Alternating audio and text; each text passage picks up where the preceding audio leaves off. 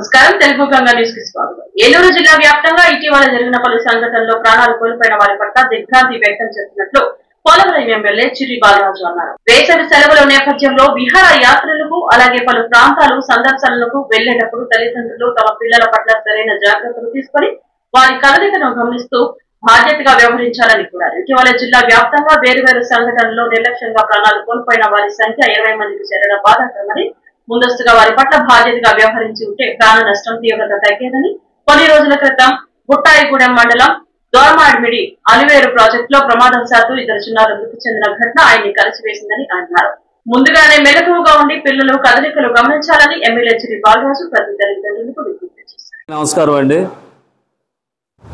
ఈ వేసవికాలానికి పురస్కరించుకొని పిల్లలందరూ కూడా ఇళ్ల వద్ద ఎక్కువ సమయాన్ని గడుపుతున్నారు.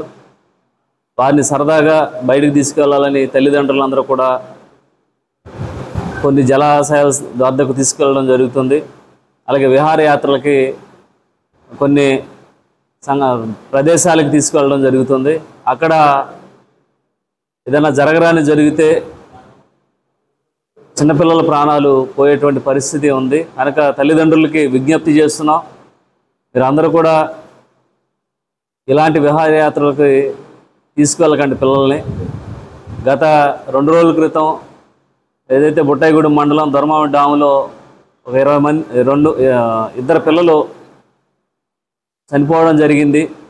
అలాగే సుమారు జిల్లా వ్యాప్తంగా ఒక 20 మంది పిల్లలు ఇలాగా గోదావరిలో కానీ కాలువలో కానీ ఇలా నీటి ప్రవాహానికి చనిపోవడం జరిగింది. మీరందరూ కూడా జాగ్రత్త వహించండి.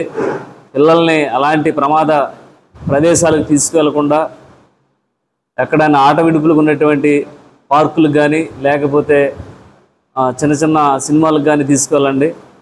మీ అందరికీ కూడా తల్లిదండ్రులందరికీ కూడా విజ్ఞప్తి చేస్తున్నాం, మీ పిల్లలు జాగ్రత్తగా చూసుకోండి. ఈ వేసవికాలంలో పిల్లల్ని అజాగ్రత్తగా విడిచిపెట్టుకోకుండా పిల్లలు ఎక్కడ ఆడుకుంటున్నారు ఏంటి అనేది పర్యవేక్షణ చేస్తూ వారిని మీ అందరూ కూడా రక్షించాలని నేను మనస్ఫూర్తిగా కోరుకుంటున్నాను.